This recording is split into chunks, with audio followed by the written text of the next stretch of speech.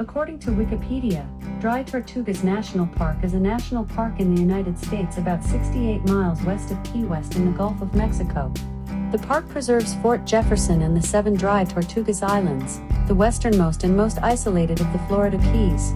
The archipelago's coral reefs are the least disturbed of the Florida Keys reefs.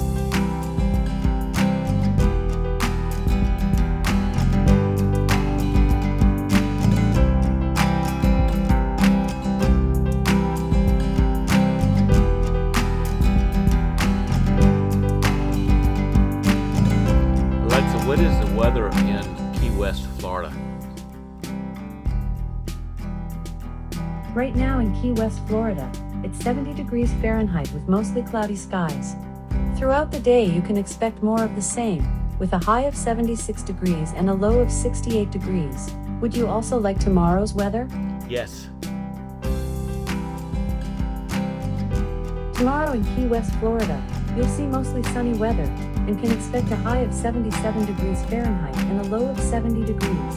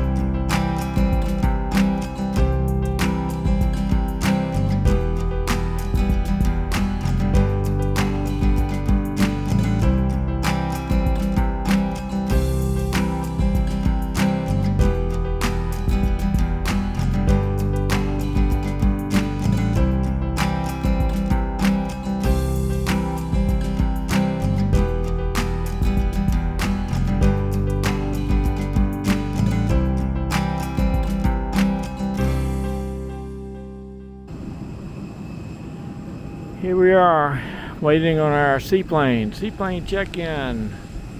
Get this thing down so I can see it. And we are going to a surprise location off of Key West. It's called Dry Tortugas. Tortugas. Tortugas. Tortugas. Tortu. I know, babe. We checked in. She's got the snorkeling stuff ready for whoever's going to snorkel, and we got some small cooler. And I'm going to walk out and see if the Jeeps are safe in the non-parking area. Islet Marcus. Okay, we got our boarding pass. Now, this is what I'm concerned about. It says must park in the airport short-term parking. And I found a parking spot over here when we came in, and I took it. That one there's got a special parking permit on him. We don't on us. There's nothing on this one. There's nothing that says no parking.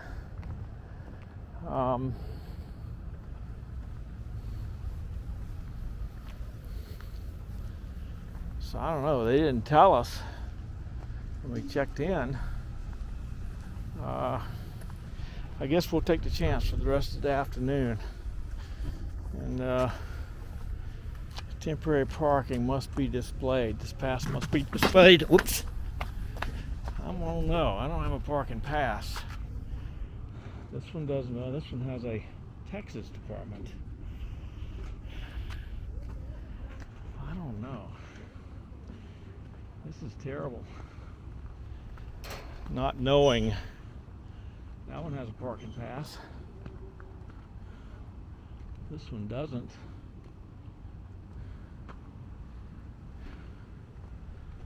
So I don't know whether you're supposed to have a parking pass down here or not.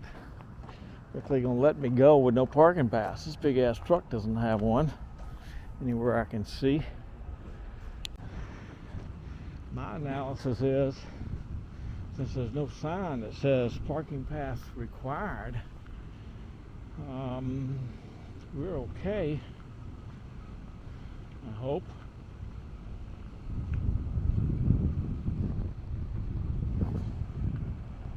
That one says, I don't know what that is.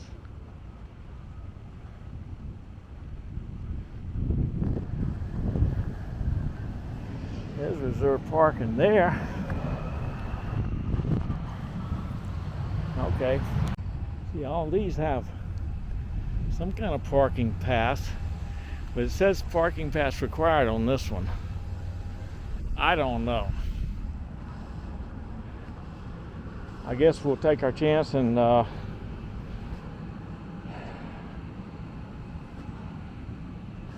see what happens. I don't know whether any of these have parking passes.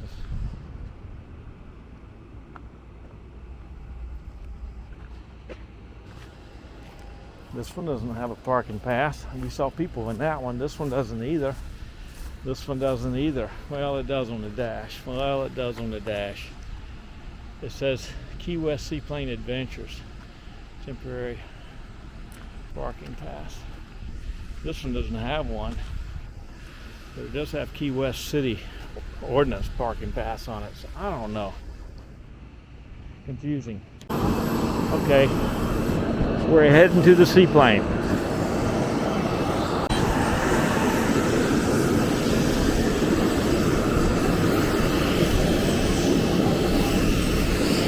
That is it.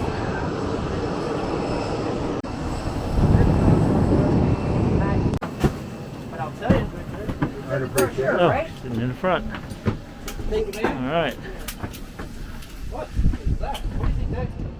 Everybody gets a That doesn't Well, count. it's sitting pretty high up, doesn't it? I'm gonna sit in the co-pilot seat. Well.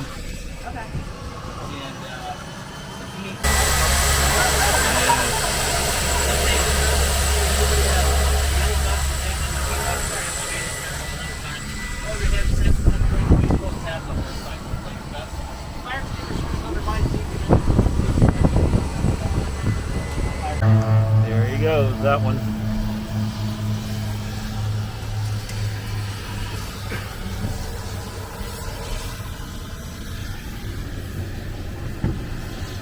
Already, you got your seatbelt fastened there. You're gonna want that on, let me tell you. Yeah.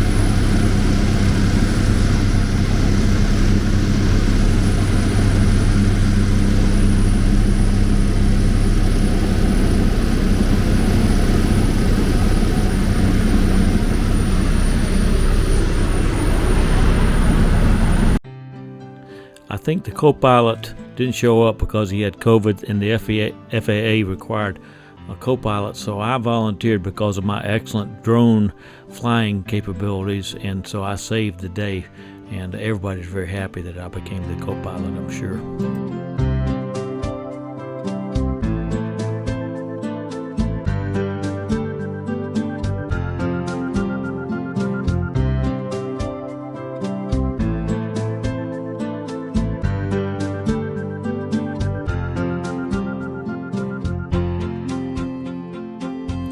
This is an excellent shot of Key West, the southernmost point of Key West.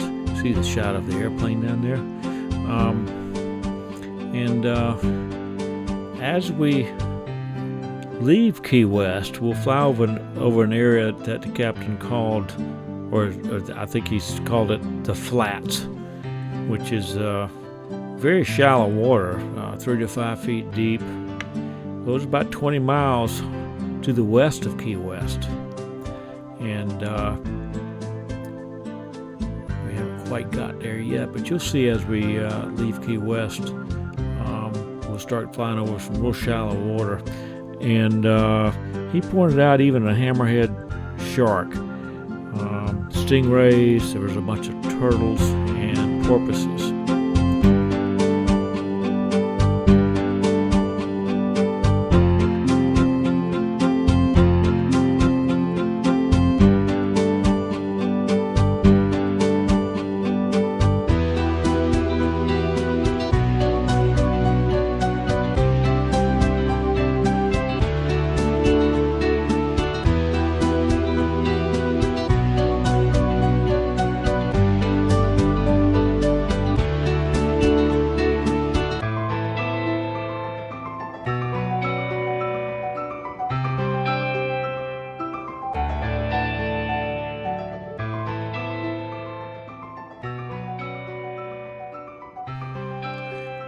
There are plenty of uninhabited mangrove islands in this area. Only one of them has a private house, which is called Ballast Key. I think on our way back we get a better picture of it. It has a dock and a big lake in the middle of it. That'll probably be in part 2 or 3 of this series of videos.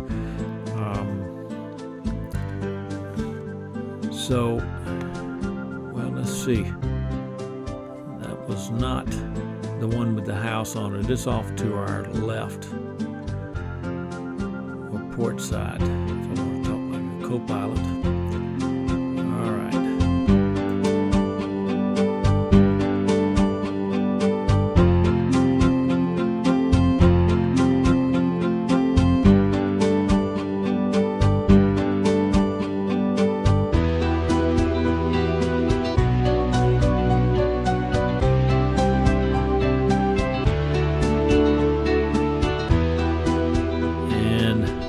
We're still flying over the flats. You can see the very, very shallow water out there. And there's some more of those uninhabited mangrove islands spotted all out there. We're about probably, I'm guessing, 15, 20 miles from Key West now.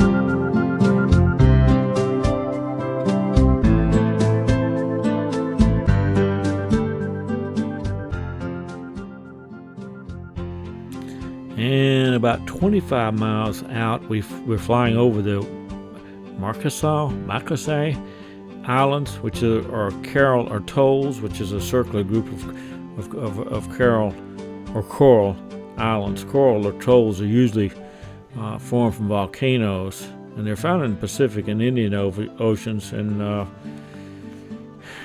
they speculate that this might have been caused by volcanic action here too, or maybe even a meteorite strike. More likely it's just a naturally occurring shape by the wind and wave action, but who knows? All right.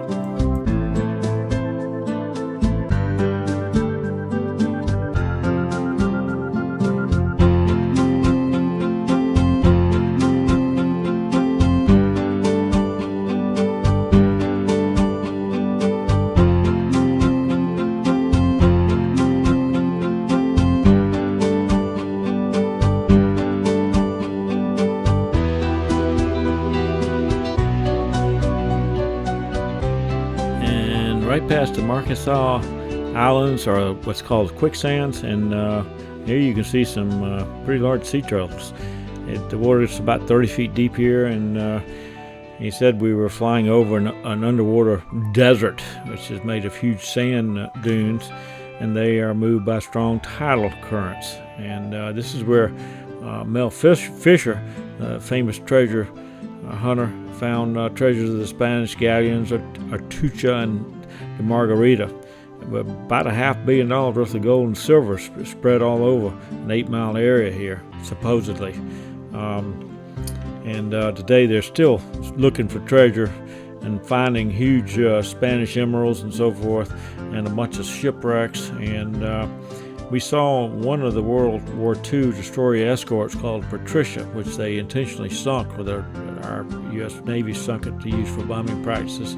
And the second one was called the Artibus, which was a 70-foot vessel used by Mel Fisher, and it was sunk. Nobody died, but just because it was old and the hull deterioration, which is on the edge of his treasure hunting. So you'll probably see a better view of that on the way back from the island. I was on the wrong side of the plane for this to see the masts sticking out of the water. So anyway, when we get on closer up to the Dry Tortugas, the water gets a little bit deeper, up to 70 feet deep, and of course I was seeing turtles and an occasional shark near the surface.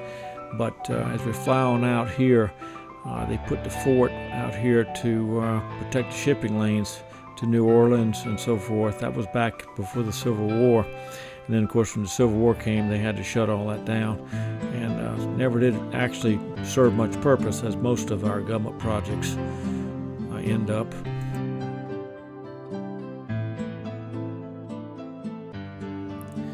And when we approached Dry Tortugas, we passed around the south side of Fort Jefferson, and it's called Garden Key, and didn't want to disturb any of the nesting birds that are over there.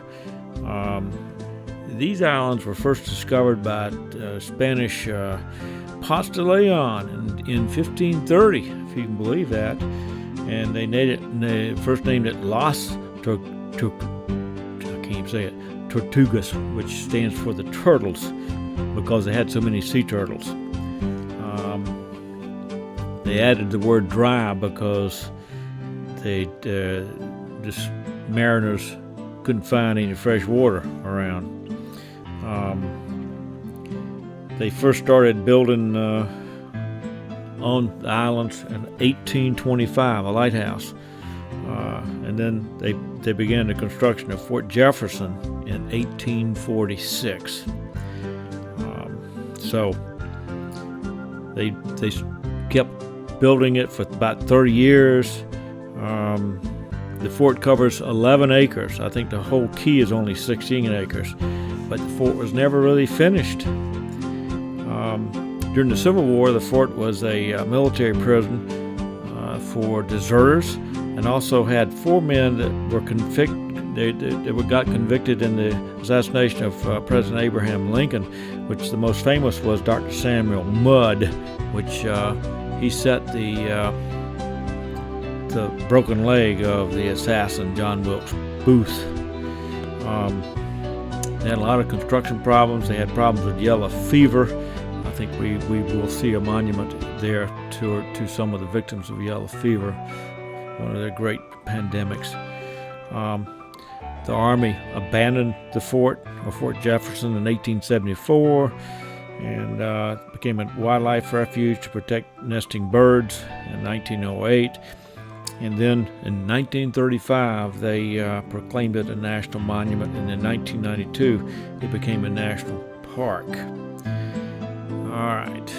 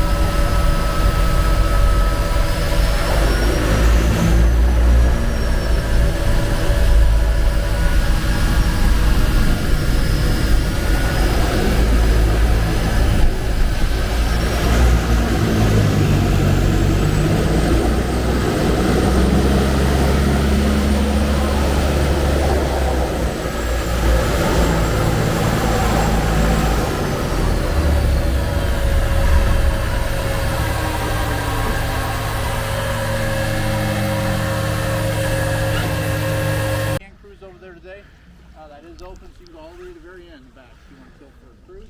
Inside the fort, things we didn't cover, if you land right here. Inside the fort would be right under the American flag. Go inside, you turn right, the visitor center is right there. Have any information you need to find out about books, whatever, go inside there. Past the visitor center, you're going to see some signs. I believe this is still under construction, the stairs and this fashion right. Walk up here, come get you.